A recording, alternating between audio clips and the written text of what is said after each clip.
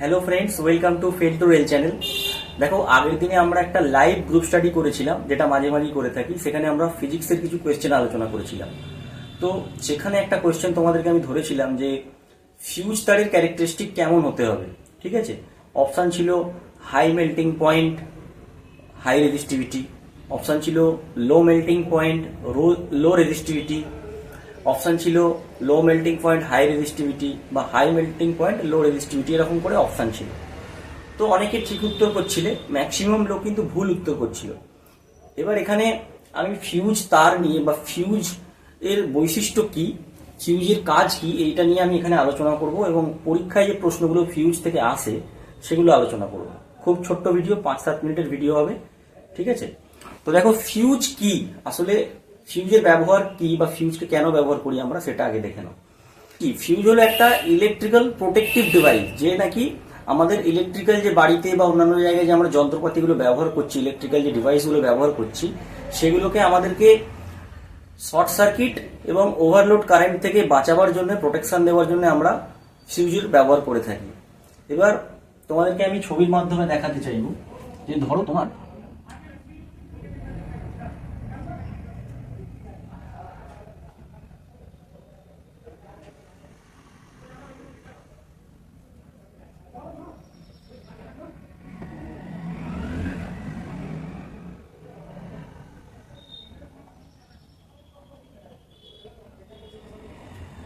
বোঝাচ্ছি। এখানে দেখো একটা ফিউজের ব্যবহার করা হয়েছে। ফিউজটা কিন্তু সাপ্লাইয়ের সঙ্গে সিরিজে লাগানো হয়েছে। ঠিক আছে, সিরিজ কানেকশনে লাগানো হয়েছে এবং একটা লোড দেখতে পাচ্ছ। এটাকে তুমি বিদ্যুৎ বাল্ব মনে করতে পারো বা তুমি মনে মনে একটা ফ্যান ভাবতে পারো। ঠিক আছে, বা হিটার ভাবতে পারো। তো এখানে একটা লোড দেওয়া রয়েছে। তো এখানে ধরো তুমি 240 ভোল্ট আর 6 অ্যাম্পিয়ার কারেন্ট এখানে এ নিতে পারবে। এই বাল্বটার ক্ষমতা হচ্ছে 6 অ্যাম্পিয়ার পর্যন্ত এ কিন্তু এর ভিতর দিয়ে কারেন্ট পাস করাতে পারবে, এর বেশি পারবে না। এবার দেখা গেল কোনো কারণে এই সার্কিটের মধ্যে 6 অ্যাম্পিয়ারের বদলে 7 অ্যাম্পিয়ার কারেন্ট তুমি ফ্লো করিয়ে ফেললে বা কোনো কারণে হয়ে গেল, তাহলে কি হবে? যদি এইখান দিয়ে 6 অ্যাম্পিয়ারের জায়গায় 7 অ্যাম্পিয়ার কারেন্ট ফ্লো করিয়ে ফেলি আমি, তাহলে বাল্বটা খারাপ হয়ে যাবে বা লোডটা ক্ষতি হবে। তো এটা থেকে প্রোটেকশন দেওয়ার জন্য, বাঁচাবার জন্য এখানে একটা ফিউজ তারের ব্যবহার করা হয়েছে, যে নাকি কি করবে, এখানে এই ফিউজ তারের রেটিংটাও 6 অ্যাম্পিয়ার রাখা হয়েছে। ঠিক আছে, এবার এ কি করবে, এর ভিতর দিয়ে যখনই 6 অ্যাম্পিয়ারের বেশি কারেন্ট যাবে, 7 অ্যাম্পিয়ার 8 অ্যাম্পিয়ার যাই হোক না কেন, যখন 6 অ্যাম্পিয়ারের বেশি কারেন্ট যাবে, এ কি করবে না, মেল্ট করে গিয়ে সার্কিটটাকে ব্রেক করে দেবে, গলে যাবে। এই ফিউজ তারটা গলে যাবে এবং কেটে যাবে, সার্কিটটাকে মাঝখান থেকে ব্রেক করে দেবে। তাহলে কি হবে, আর কারেন্ট, এই যে 7 অ্যাম্পিয়ার কারেন্ট বা বেশি কারেন্ট যেটা, সেটাই লোডের মধ্যে আসতে পারবে না এবং এই লোডটা বা এই যে জিনিসটা আমি ব্যবহার করছিলাম এটা বেঁচে যাবে। ঠিক আছে, এই লোডটা আমার বেঁচে যাবে। যদি এখান দিয়ে 7 অ্যাম্পিয়ার কারেন্ট পাস করে যেত, এর তো ক্ষমতা 6 অ্যাম্পিয়ার, তাহলে এটা কিন্তু খারাপ হয়ে যেত। তো এই কারণেই কি হয় না, লোডের সঙ্গে সিরিজেতে লাগানো হয়। এই প্রশ্নটা আসে যে ফিউজ তারকে কি কানেকশন করে লাগানো হয়, সিরিজ কানেকশন করে লাগানো হয়। ঠিক আছে, 1 নম্বর কথা। ফিউজ তারের কাজ কি না, ওভারলোড প্রোটেকশন দেবে এবং শর্ট সার্কিট প্রোটেকশন দেবে।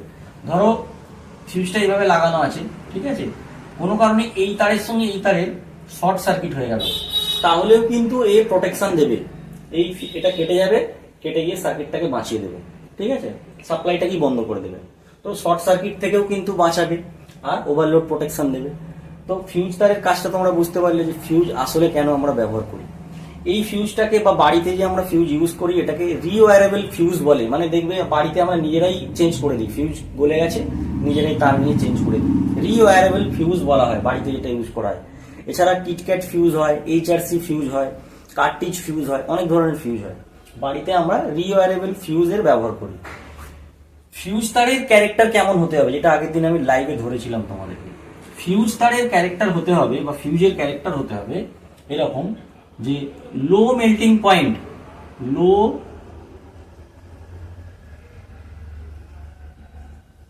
মেল্টিং পয়েন্ট হতে হবে, আর লো রেজিস্টিভিটি হতে হবে। ঠিক আছে, রেজিস্টিভিটি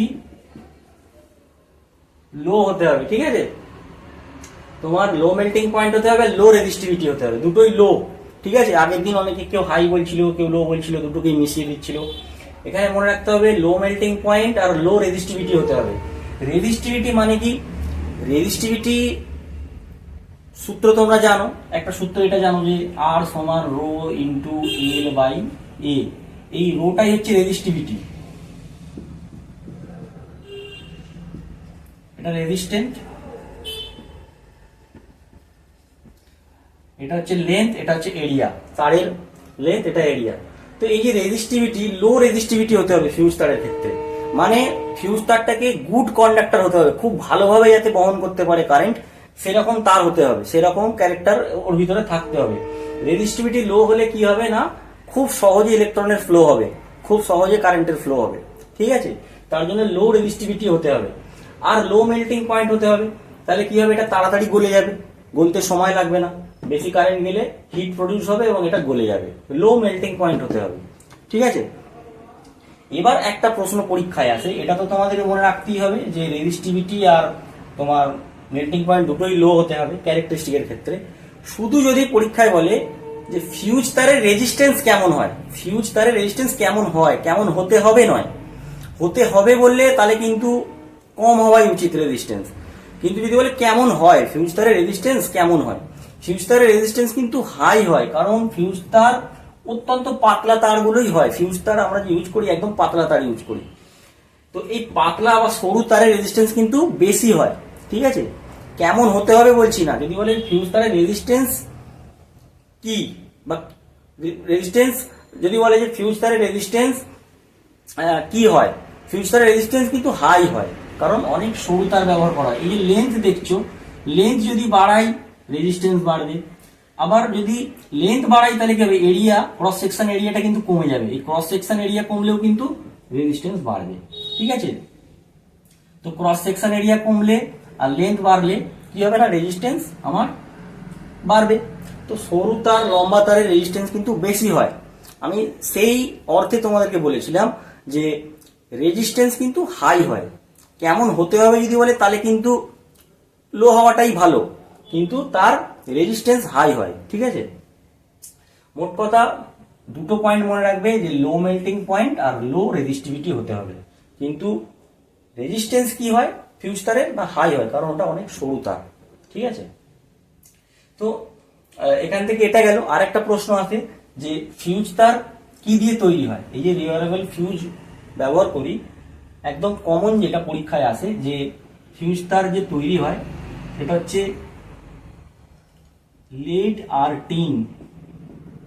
ঠিক আছে, টিন থাকে 67% আর লিড থাকে 33%। ঠিক আছে, তো এটা তোমাদেরকে মনে রাখতে হবে। ঠিক আছে, এটাও পরীক্ষায় আসে। তো ফিউজ তার নিয়ে আশা করছি তোমাদের যে সমস্যা ছিল সেটা দূর হয়েছে। আমি আমার মতো করে বোঝালাম, বাকি তোমরা আরো বই খাতা ঘেঁটে বা আরো অন্যান্য ইউটিউব চ্যানেল ঘেঁটে একটু দেখে নিও, কারণ আমি টিচার হিসেবে তোমাদেরকে বলছি না, আমি একজন নিজে প্রিপারেশন এখনো নিচ্ছি, নিজে যতটুকু বুঝেছি সেটা বোঝাবার চেষ্টা করলাম। ঠিক আছে, চলো আজকে এই পর্যন্তই থাক।